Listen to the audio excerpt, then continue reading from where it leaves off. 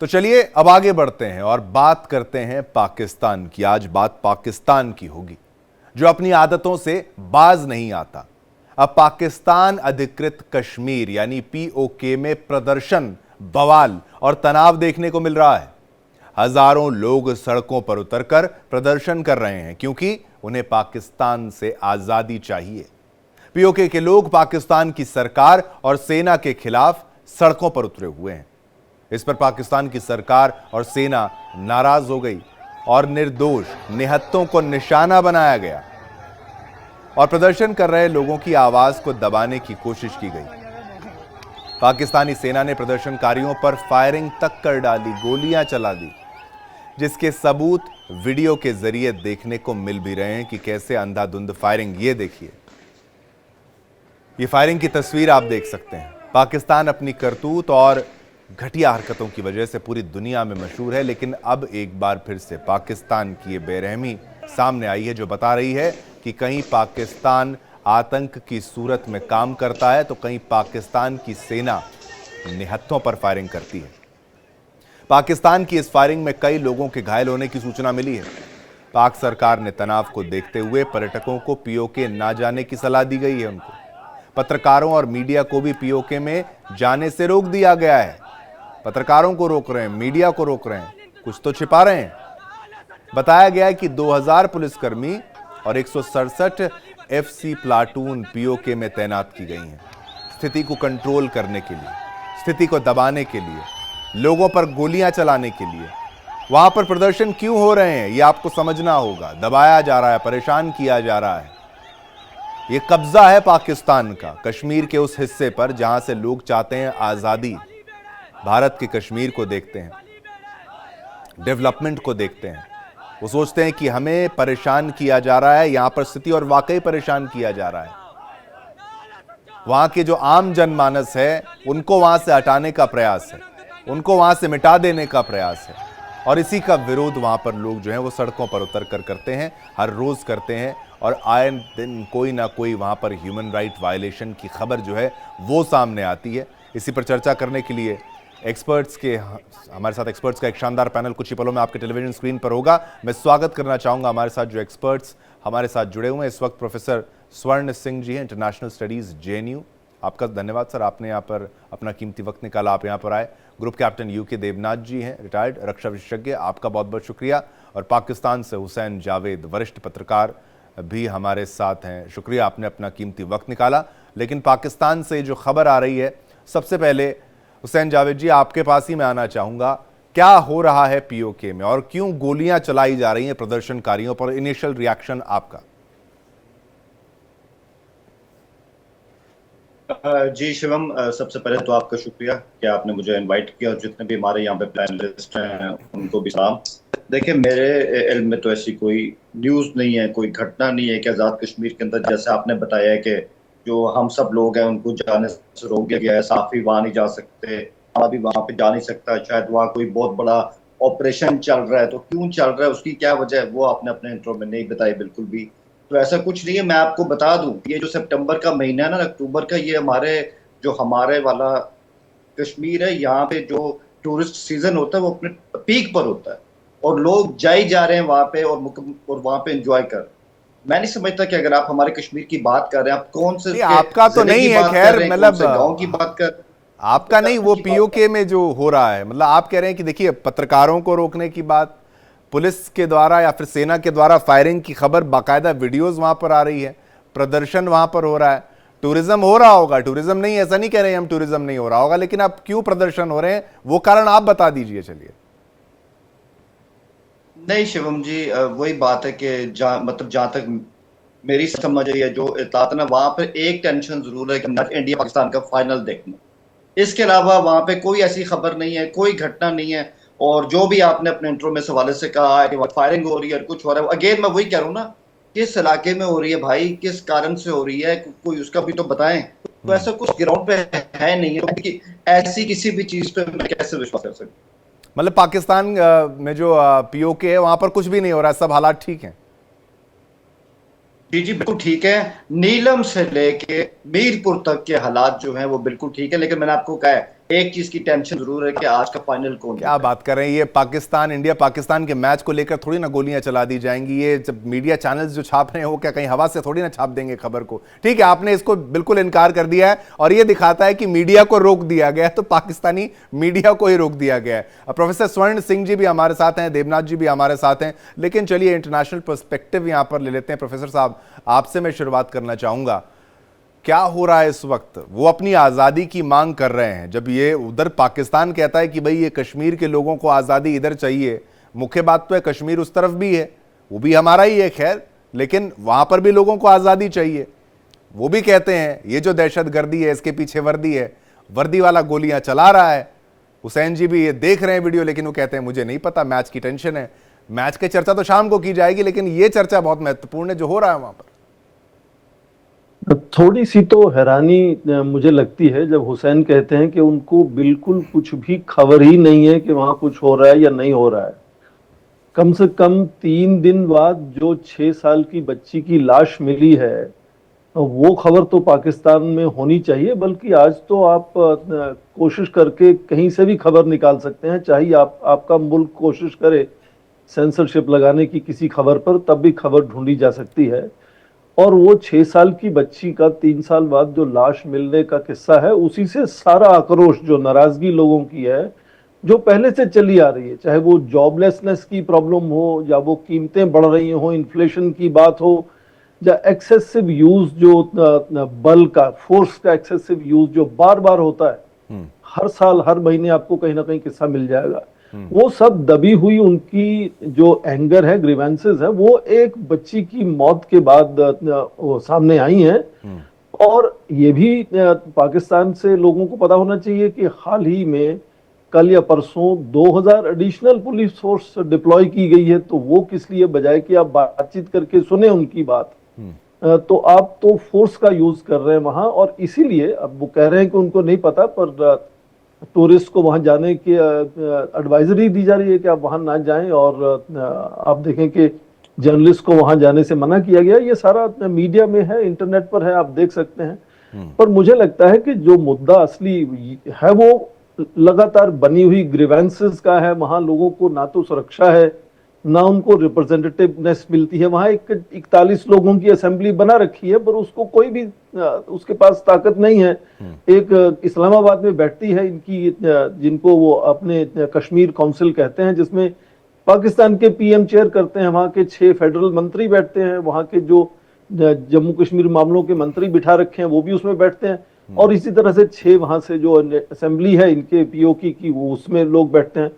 एक के बाद आपको इतिहास में किस्से मिलेंगे जहां वो इस पीओके वाले कश्मीर के प्राइम मिनिस्टर, जिसको वो कहते हैं, वो ना केवल डिसमिस किए गए हैं, रिप्लेस किए गए, बल्कि अरेस्ट भी किए गए हैं। तो लोगों की जो नाराजगी, उनको लगता है कि हमारे संसाधन तो यूज करता है पाकिस्तान। वो बार बार टैरिफ लगाने की बात करते हैं। आज आप ट्रंप के टैरिफ की बात करते हो, बार बार ये आवाज पीओके से उठती है कि जो वहां से साजो सामान, बिजली बना के जाती है पाकिस्तान को, उस पर टैरिफ लगना चाहिए। तो जो मुश्किलें, नाराजगी लोगों की है, वो सालों साल से, दशकों से बनी हुई है। और हर बार कुछ ना कुछ होता है। पिछले साल मई में बहुत बड़ा आंदोलन खड़ा हो गया था। तो कुछ ना कुछ इस तरह जब हादसा होता है, तो सालों से, दशकों से इकट्ठी जो लोगों की नाराजगी है वो सामने आती है। और वो उसका answer her bar excessive use of force, मतलब बहुत ज्यादा बलपूर्वक प्रोटेस्ट को खत्म करने की बात होती है। हाल ही में इन्होंने एक ऑर्डिनेंस भी पास किया था जिसमें कहा कि अनरजिस्टर्ड जो ऑर्गेनाइजेशंस हैं वो प्रोटेस्ट ही नहीं कर सकती। तो उसको भी अभी वापस हालांकि ले लिया इन्होंने। तो जो कायदे कानून है वो बहुत ही कड़े हैं, और जो लोगों की आवाज है उसको दबाने के लिए बार बार बनाए जाते हैं। तो जाहिर है कि जब भी इस तरह की कोई समस्या आती है, उसमें वो इन्फ्लेशन भी आ जाती है, जॉबलेसनेस भी आ जाती है, ब्रूटैलिटी सब आ जाती है। मतलब लोग सड़कों पर हैं, बेसिकली उनके कई विषय हैं। और जिसमें एक केस को आपने भी हाईलाइट यहां पर किया, जो जाति की जा रही, जाति का आरोप यहां पर है। और कोटली में जो खबर है हुसैन जी, ये फायरिंग जो हुई उसकी खबर वहां से आ रही है, वहां की वीडियोज हैं, बाकायदा वीडियोज अवेलेबल है, आप चेक भी करते चलिए। तब तक देवनाथ जी, मैं आपसे ये पूछना चाहूंगा, पाकिस्तान में कई जगहों पर टेंशंस हैं, एंटी गवर्नमेंट वहां पर एक तरीके से विरोध प्रदर्शन देखे जा रहे हैं, सरकार की कार्रवाई खैबर पख्तूनख्वा हो या फिर जो अफगानिस्तान से लगी हुई सीमाएं हों, ऐसे कई इलाकों में सरकार की कार्रवाई से नाखुश हैं। कई ऐसे एलिमेंट्स हैं, 30 लोगों को तो वहाँ पर मार दिया गया था। वहाँ पर हाल ही की जो खबर आ रही है, एयरफोर्स का भी इस्तेमाल किया जाना, ये गुस्सा, जहाँ पर बच्चे मर रहे हैं, बच्चियाँ मर रही हैं, जहाँ पर औरतें मर रही हैं, सरकार क्या करना चाह रही है? किसको दबाना चाह रही है? किसको मारना चाह रही है? शिवम, ये हो रहा है कि बलूचिस्तान के जो लड़ाके हैं, बीएलए के जो लड़ाके हैं, वो अक्सर पाकिस्तान की फौज पर, रेंजर्स पर या फ्रंटियर कांस्टेबल पर हमला करते रहते हैं। वहां पर जब भी उनको मौका मिलता है तो पेशावर, ग्वादर, उन सब इलाकों में जो रेल लाइन है उसको वो इंटरडिक्ट कर देते हैं, जाफर एक्सप्रेस पर हमला कर देते हैं। सबसे बड़ी बात है कि जो तहरीक तालिबान पाकिस्तान के लड़ाके ही हैं, और वो खैबर पख्तूनख्वा में कई दूर दराज के क्षेत्रों में टोटल डोमिनेटिंग पोजीशन में है। कई जगह ऐसे है जहां पर कि फ्रंटियर कांस्टेबलरी को अपने पोस्ट छोड़कर भागना पड़ा। अभी हम पीओके के बात कर रहे थे। कोटली के आसपास भी बड़ी जलसे हुए हैं या प्रदर्शन हुए हैं। जो ज्वाइंट अवामी एक्शन कमेटी है वो काफी समय से 38 पॉइंट का एक चार्टर ऑफ डिमांड है जो कि वो रावलपिंडी, इस्लामाबाद को देना चाहते हैं। वहां के हाई कोर्ट में भी कई केस चल रहे हैं। बेसिकली पीओके के लोग जो हैं वो अपनी ऑटोनॉमी को बरकरार रखना चाहते हैं, बिल्कुल, और थोड़ा ज्यादा ऑटोनॉमी चाहते हैं। हो ये रहा है कि पाकिस्तान के जो दूर दराज के क्षेत्र हैं, गिलगित, हुंजा, वहां के जो ट्राइबल्स हैं वो थोड़ा अलग हैं। पाकिस्तान की जो आम पंजाबी सुन्नी लोग हैं, उनका रहने का तरीका, वेशभूषा, खान पान, पहनावा थोड़ा अलग है। तो जाहिर बात है वो ऑटोनॉमी क्यों चाहते हैं? वो ऑटोनॉमी इसलिए चाहते हैं कि बीच बीच में उनको लगता है कि ऐसा ना हो कि आने वाले समय में उनकी जमीन जायदाद पूरी तरह से पाकिस्तान के लोग यानी पंजाबी सुन्नी मुसलमान डोमिनेट कर लें। तो जैसे सीपेक का प्रोजेक्ट बना, जाहिर बात है कि सीपेक का जब प्रोजेक्ट बना तो उनमें से काफी जो ट्राइबल एरियाज थे, दूर दराज के क्षेत्र थे, वहां पर जब ऐसे प्रोजेक्ट बनते हैं तो गांव वालों को अपनी जमीन से हाथ धोना पड़ता है।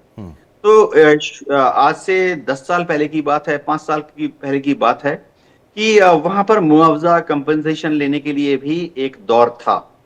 मैं सिर्फ उम्मीद करता हूं कि पाकिस्तान की जो एडमिनिस्ट्रेशन है, वहां की जो एस्टेब्लिशमेंट है, वो दूर दराज के इन बोले वाले जो ट्राइबल लोग हैं उनकी बात को सुनेगी। जी शिवम जी, इनकी बात को सुनना चाहिए। और ये प्रोटेस्ट जो है, बिल्कुल यहाँ पर जिस तरीके से कहा गया था, लोगों के अंदर गुस्सा है। एक 6 साल की बच्ची की डेथ को लेकर यहाँ पर पूरा वहाँ पर विरोध प्रदर्शन जो है वो देखा गया, और वो पाकिस्तान की फौज कह लीजिए, पुलिस कह लीजिए, उनके रवैये से वो परेशान है। हुसैन जावेद जी, अगर उनकी कुछ डिमांड्स हैं, उनको सुना क्यों नहीं जा सकता? इस तरीके से ओपन फायरिंग करने की आवश्यकता क्या है? जर्नलिस्ट को रोका जाना, जर्नलिस्ट की तरफ से भी प्रोटेस्ट की खबरें आ रही हैं कि हमें वहां जाने से रोका क्यों जा रहा है। कोटली की ये खबर है, अब आपको पूरा लोकेशन बता दिया, खबर समझा दी, और किसके द्वारा किया जा रहा है वो भी हमने आपको बता दिया। अब तो आप बता दीजिए कि ये रुकना चाहिए कम से कम पत्रकारिता की खातिर, for the sake of journalism. Sir, कुछ तो आप बोलिए ना कि गलत हो रहा है। देखिए शिवम, देवनाथ जी की मैंने सारी बात सुनी, वो मेरी समझ में भी आई, लेकिन जो सर साहब थे उनका ऑडियो का मसला था तो मैं उनको नहीं सुन सका। उन्होंने क्या सवाल उठाए हैं, उन्होंने क्या बात की, मुझे बिल्कुल भी एक शब्द समझ में नहीं आया। लेकिन चलें, अभी जो मैंने सुना है आपको भी, और अभी जो मैंने सुना है देवनाथ जी को भी, तो मैं उसमें यही कहूँगा कि देखें, जो हमारे हिस्से का कश्मीर है वहाँ पर एक हुकूमत भी स्टैंड करती है, जो कि कश्मीरियों की अपनी हुकूमत। गवर्नेंस के इश्यूज अगर कहीं होते हैं, लॉ एंड ऑर्डर का जो इशू है वो किसी भी एक जगह पे हो जाता है, तो आपको ऐसे वाकयात सुनने में अक्सर आते हैं। बस इसका ये मतलब नहीं है कि इसके पीछे कोई मूव चल रही है, उसके ऊपर आप एक आज़ादी का लेबल लगा दें, ऐसा कुछ नहीं है। ऐसी सारी खबरें हमने अपना जो LOC है उसके उस पार से सुनी है। वहाँ पे जो पिछले 60-70 साल में 50,000 हलाकतें हुई हैं, कई हजारों गुमनाम खबरें मिली हैं, वो हमें हमेशा LOC के उस जानिब से ऐसी खबरें मिलती है। हमारे कश्मीर में ऐसी कोई चीज मैं आपको आप कह रहा हूँ हुसैन जी, आपको अभी की खबर नहीं मिली तो आपको पुरानी अपने वहां खबर क्या मिलेगी? आप जर्नलिज्म वहां पर जर्नलिस्ट को रोका जा रहा है। यहाँ की तो कुछ भी, अगर गोली भी चले, पत्ता भी गिरे तो वो छप जाती है खबर। ये तो यहाँ पर जर्नलिज्म का लेवल है। आप ये सोचिए कि वहां जर्नलिज्म को भी तो दबाया जा रहा है साहब। आप हमारे एग्जाम्पल दे रहे हैं, इस हिस्से का कश्मीर, उस हिस्से का कश्मीर। इस हिस्से के कश्मीर में भी जो रैडिकल एलिमेंट्स थे, कहां से उनका जुड़ाव है? पाकिस्तान से है ना साहब। चले देखें, जो मैं आपको बता दूं, अगर आप कश्मीरी कम्युनिटी को सही तरह से जानते हैं ना, हमारे कश्मीरी बहुत बहुत एक्टिव कौम है। अक्सरियत इनकी इस्लामाबाद में भी रहती है, पिंडी में भी रहती है, लाहौर में भी रहती है, अपने इलाके तक नहीं है। इनकी जो कम्युनिटी है बहुत स्ट्रांग है। तो ऐसा नहीं है कि वहां पे कुछ ऐसा हो जाए और उसका आपको असर इस्लामाबाद में, पिंडी में या लाहौर में दिखाई ना दे। तो ये कहना है कि मैं अगेन इस बात को तो मैं यहाँ पे दोबारा निकाल देता हूँ कि ये कहना कि वहां पे जो हमारे जर्नलिस्ट है उनकी एंट्री बंद हो गई है, वहां पे शायद इंटरनेट बंद हो गया, जो पिक्चर आप यहाँ पे पेश कर रहे हैं, ऐसा भी नहीं है। ये मैं आपको पूरे वसूख के साथ कह सकता हूँ। और कश्मीर वो यहाँ पे आ सकते हैं, हम वहां पे बासानी जा रहे हैं, तो ये सिंपल चीज है। लेकिन आप देखें कि मैं वही कहूंगा कि इस तरह के जो वाकयात है, जैसे आपने एक बच्ची की मौत का जिक्र किया, ये अफसोसनाक वाकयात हैं, लेकिन ये होते हैं। इसको एक तहरीक का लेबल लगा देना कि कश्मीरी उठ खड़े हुए हैं, उनको पाकिस्तान से आजादी चाहिए, नहीं, वो मांग रहे हैं ना साहब। मैं मैं अपनी तरफ से कुछ कहूं तो गलत हो जाएगा। वो मांग रहे हैं आजादी। वासिम मुनीर को डोनाल्ड ट्रंप का पपेट बोल रहे हैं। हम कुछ भी नहीं कर रहे हैं। ये कोई एकदम ग्लैमरस जर्नलिज्म या फिर इसको ग्लैमराइज करके, सेंसेशनलाइज करके मैं आपके सामने रखूं, मैं गलत हो जाऊंगा, मेरी पत्रकारिता पर सवाल उठेंगे। मैं बिल्कुल इसको टू द पॉइंट रख रहा हूं। मैं कोई थिएट्रिक्स नहीं कर रहा, कोई ड्रामा नहीं कर रहा। ये प्रोटेस्ट हो रहे हैं, वो आजादी मांग रहे हैं। आप ये तस्वीर आपको यहां पे भी दिखती होगी, आप कहते होंगे आजादी की मांग उठती है, तो ऑटोनॉमी वहां भी दे दीजिए, फिर तो खत्म करिए ना। वो परेशान है, जॉबलेसनेस, खाने को लेकर, वो तमाम चीजें, आर्मी पर आरोप। शिवम, अगर आप हमारे कश्मीर को स्टडी करें ना, 10 वहां पर डिस्ट्रिक्ट्स है, ठीक है, 10 के करीब है, और मुकम्मल तौर पे एम्पावर्ड है। हाँ, बेहतरी की गुंजाइश हमेशा रहती है। इस बात पे मैं ये नहीं कह रहा कि हमारे कश्मीर में मुकम्मल तौर पे जो प्रोग्रेस होती है वो मुकम्मल तौर पे हो चुकी है, ऐसा नहीं। गुंजाइश जरूर होती है, लेकिन वहां पे अमनो मान की कभी ऐसी सूरत हाल खराब नहीं हुई है। ये जो आप दिखा रहे हैं ना फुटेज, अगर यही फुटेज है, इससे कई ज्यादा, मतलब क्या ज्यादा सब, क्या ज्यादा, कहां हो रहा है एहतजाज हो रहा है, वो तो आपको ले हो रहा है। मैं शिवम साहब, देखिए, ठीक है, ले की खबर हो रही है, छप रही है ना, हर मीडिया चैनल में चला रहे हैं हम हर मीडिया चैनल पे चला रहे हैं। हम ये नहीं कह रहे नहीं हो रही है। आप करने दें, पता जाएगा कि जो आपके लेख हो रहा है ना, उससे कई ज्यादा है। वो आप भी कर सकते हैं, वो भी फील कर सकते हैं। ठीक है, तो इस तरह की चीजें, ठीक है, ठीक है। आपकी राय मैंने ली। प्रोफेसर स्वर्ण सिंह जी, आप इनकी बातों से सहमत हैं? सब कुछ बहुत अच्छा हो रहा है वहां पर, ऐसा कुछ नहीं है, छोटी मोटी चीजें होती रहती हैं। देखें, सबसे पहली बात तो ये, इन्होंने कहा कि उनको पूरा अपने जिंदगी जीने का तरीका जो है वो अलाउड है पाकिस्तान में। ये अपने आप में शायद बहुत मुश्किल है इस बात को समझना, क्योंकि जो वहाँ दबदबा है इस्लामाबाद का, जो वहाँ कंट्रोल है इस्लामाबाद का, मैंने कहा आपको कि जिसको वहाँ के वो प्राइम मिनिस्टर कहते हैं, उसको कई बार डिसमिस कर चुके हैं, रिप्लेस कर चुके हैं, कुछ को अरेस्ट भी कर चुके हैं। तो जब उनके सुप्रीम नेताओं को बिल्कुल हक नहीं अपनी बात कहने का, तो आम जनता को कहाँ से हक होगा अपनी बात कहने का? और जो बारी बारी प्रोटेस्ट होते हैं, अभी को पैनलिस्ट ने एक जॉइंट अवामी एक्शन कमेटी का जिक्र किया, वो बार बार प्रोटेस्ट ऑर्गेनाइज करते हैं। पिछले मई में बहुत बड़े प्रोटेस्ट हुए थे, उनका एक चार्टर है डिमांड्स का। तो ये मान लेना कि वहां सब कुछ ठीक चल रहा है, थोड़ा सा तो मुश्किल है बात को समझना। अभी भी कम से कम वीडियोस में, इंटरनेट में आप देख सकते हैं कि वो जो मिलिट्री की, जो पुलिस की प्रोटेस्ट के आगे प्रोटेस्टर्स हैं, वो ये बात रहे हैं, आप वीडियो देख लें कि वो अपने आप को आजाद करेंगे, पाकिस्तान से हटा लेंगे, इस तरह की बात। मुझे नहीं मालूम कि ये क्या प्लांटेड है, गलत है, अच्छे हैं, बुरे हैं लोग, पर सच्चाई तो ये है कि आप वीडियो देख सकते हैं इस तरह के।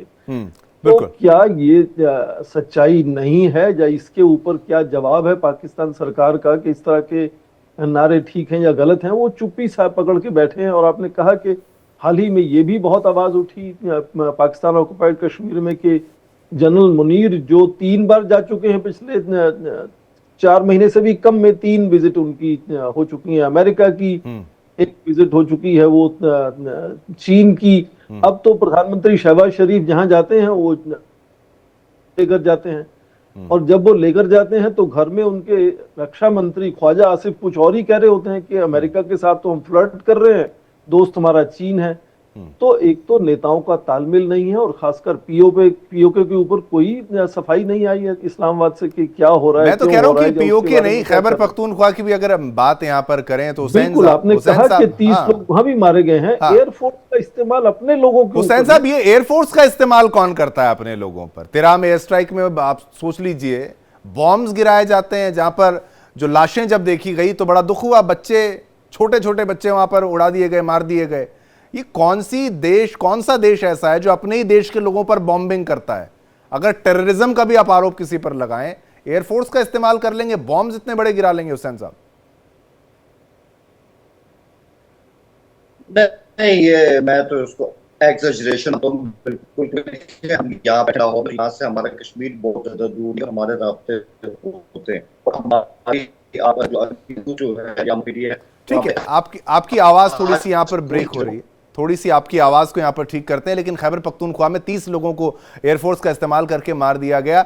बलोचिस्तान, खैबर पख्तूनख्वा, ऐसे कई जगहों की बात करें, पीओके की बात करें, कई हिस्सों की, गिलगित बाल्टिस्तान, तो कई ऐसे क्षेत्रों में पाकिस्तान जो है वो घिरा हुआ सा लगता है। देवनाथ साहब, आप मुझे बताइए, क्या कोई बड़ी चीज वहां पर हो रही है? क्या कई लेवल्स पर वहां की फौज एंगेज है? और आसिम मुनीर के आने के बाद से ये क्या बदलाव वहां पर देखने को मिला है? ऑपरेशंस, चाहे आर्मी ऑपरेशंस की बात करें, चाहे वहां पर जो दूसरे एलिमेंट्स हैं उनके रिएक्शन की बात करें, या फिर जो डोनाल्ड ट्रंप से करीबी होना, वो तमाम चीजें, जियोपॉलिटिक्स का असर पाकिस्तान पर किस कदर हो रहा है? हो ये रहा है कि डोनाल्ड ट्रंप का इंटरेस्ट खास तौर से पाकिस्तान के बलूचिस्तान प्रोविंस में बहुत ज्यादा है। बलूचिस्तान में अलग अलग एस्टिमेट है कि जमीन के नीचे बहुत रेयर अर्थ एलिमेंट्स मौजूद हैं, कॉपर है, गोल्ड है, और दूसरे खनिज पदार्थ तो हैं ही। तो अमेरिका में काफी सारे इन्वेस्टर्स हैं, एंटरप्रेन्योर्स हैं जो कि बलूचिस्तान में इन्वेस्ट करना चाहते हैं। डोनाल्ड ट्रंप तो अपने ही करीबी लोग हैं, पाकिस्तान में करेंसी को इंट्रोड्यूस करना चाहते हैं। अब हो ये रहा है कि अगर अमेरिकन को आके बलूचिस्तान में इन्वेस्टमेंट करना है तो डोनाल्ड ट्रंप ने आसिम मुनीर को बुला के कहा कि पहले वहां की जो आंतरिक स्थिति है उसको दुरुस्त करो। ऐसा ना हो कि जैसे सीपैक के चाइनीज इंजीनियर्स और वर्कर्स पर पीएलए के लड़ाके हमला करते रहते हैं, उसी तरह से पता लगा कि अमेरिकन इन्वेस्टमेंट कंपनी में वहां पे खदानें खोदी, डीप माइंस बनाई, और पता लगा कि बीएलए के लड़ाके जो हैं वो आकर अब अमेरिकन इंजीनियर्स या अमेरिकन वर्कर्स या अमेरिकन मैनेजर्स पर हमला कर रहे हैं। कुछ इसी तरह की जो रिक्वायरमेंट है वो डोलन लाइन के इस तरफ और उस तरफ खैबर पख्तूनख्वा में भी है। खैबर पख्तूनख्वा में क्या होता है कि सिकंदर के समय से अगर आप देखें, एरिया है, और जो रास्ते हैं जिससे भी कोई भी फौज, चाहे सिकंदर की फौज हो, चाहे अंग्रेजों की फौज हो, और अभी पाकिस्तान की फौज, वो रास्ते से जाते हैं जो कि नीचे वैलीज से जाती हैं। तो जो लड़ाके हैं पुराने जमाने में वो पहाड़ के ऊपर बैठ जाते थे अपने मस्जिद के साथ। आजकल जो लड़ाके हैं वहां के वो ऊपर पहाड़ियों के ऊपर बैठ जाते हैं अपने AK-47 के साथ, और अक्सर ऊपर से नीचे ऑब्जर्व करके बहुत ही एक्यूरेट फायर लाते हैं। ठीक है। अब आसिम मुनीर को ये टास्क दिया गया है कि उस इलाके को डोमिनेट करें, कंट्रोल में लाया जाए। सैनिटाइज करना सबसे बड़ी रीजन है कि अमेरिका बहुत जल्दी जी एरिया को पूरी तरीके से साफ कर देना है, सैनिटाइज कर देना है, क्या ये टारगेट दे दिया? हाँ, एग्जैक्टली, एरिया को सैनिटाइज कर दें। इसका बहुत बड़ा कारण है कि अमेरिका जो है वो अपने बैकडोर एंट्री करना चाहता है अफगानिस्तान में। तालिबान को उसने बोला हुआ है कि अफगानिस्तान में जितने इंफ्रास्ट्रक्चर प्रोजेक्ट्स हैं जो कि बंद पड़े हैं उनको अमेरिका चालू करेगा। ठीक है। बगराम एयरफील्ड पे भी अमेरिका अपना इंटरेस्ट दिखा रहा है। तो इन सब के लिए जो हेवी इक्विपमेंट और मशीनरी है वो जब लाने होंगे तो वो अमेरिका से आएंगे कराची में। कराची से बड़े बड़े ये 12 व्हील और 18 व्हील वाले गाड़ियों पर लोड होके वो जाएंगे खैबर पख्तूनख्वा क्रॉस करके, ठीक है, जाएंगे आगे कंधार, काबुल, जहां पे भी जाना है। ठीक है। तो अमेरिका भी चाह रहा है कि आसिम मुनीर जल्दी से जल्दी खैबर पख्तूनख्वा, वजीरिस्तान, वो सब जो एरिया है उस पर सैनिटाइज कर दे, बिल्कुल ताकि सैनिटाइज अमेरिका करके उसको को साफ करने का प्रयास। एक फाइनल कमेंट प्रोफेसर साहब आपसे मैं लेना चाहूंगा, आप इनकी बातों से सहमत है या कुछ और ऐड करना चाहेंगे फाइनल 30 सेकंड से? मुझे लगता है कि ये खाली राष्ट्रपति ट्रंप की जो इंडिया को सबक सिखाने की कोशिश है, उसके चलते ये लगातार दोस्ती बन रही है आसिम मुनीर के साथ, या फिर उनको बागराम लेने की एक सोच है, जो मुझे लगता होगा नहीं। तो क्या पाकिस्तान उसमें हेल्प करेगा या अपना ही बेस कोई देगा?